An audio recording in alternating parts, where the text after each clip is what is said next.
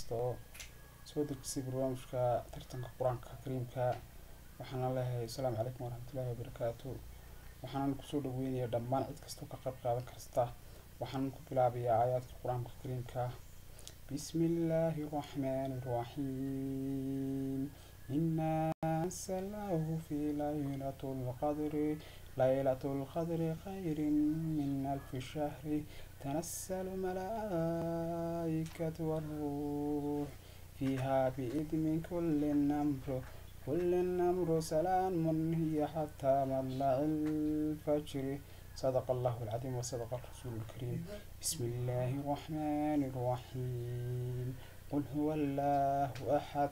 الله الصمد لم يلد ولم يولد ولم يكن له كفوا أحد صدق الله العظيم وصدق الرسول الكريم السلام عليكم ورحمة الله وبركاته